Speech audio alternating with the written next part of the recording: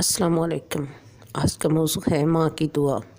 حضرت موسیٰ علیہ السلام نے ایک بار اللہ تعالیٰ سے پوچھا کہ یا اللہ پاک میرے ساتھ جنت میں کون ہوگا؟ ارشاد ہوا فلاں کساب ہوگا۔ آپ کچھ سن کر حیران ہوئے اور اس کساب کی تلاش میں چل پڑے۔ کہیں دیکھا تو ایک کساب اپنی دکان میں گوشت بیچنے میں مصروف تھا۔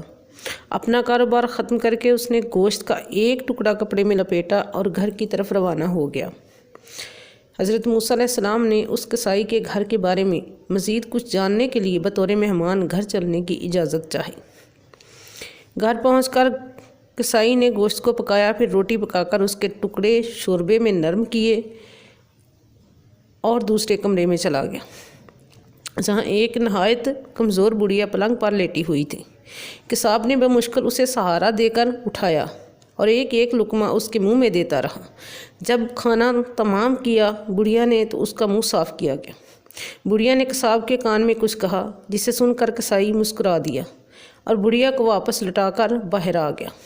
حضرت موسیٰ علیہ السلام جو یہ سب کچھ دیکھ رہے تھے، آپ نے کساب سے پوچھا یہ عورت کون ہے اور اس نے تیرے کان میں ایسا کیا کہا کہ جس پر تو مسکرا دیا؟ کساب بولا اے اجنبی مہمان، یہ عورت میری ماں ہے۔ گھر آنے کے بعد میں سب سے پہلے اس کے تمام کام کرتا ہوں۔ یہ روز خوش ہو کر مجھے دعا دیتی ہیں کہ اللہ تجھے جنت میں حضرت موسیٰ علیہ السلام کے ساتھ رکھے، جس پر میں مسکرا دیتا ہوں کہ کہاں میں اور کہاں موسیٰ کلیم اللہ۔ سبحان اللہ۔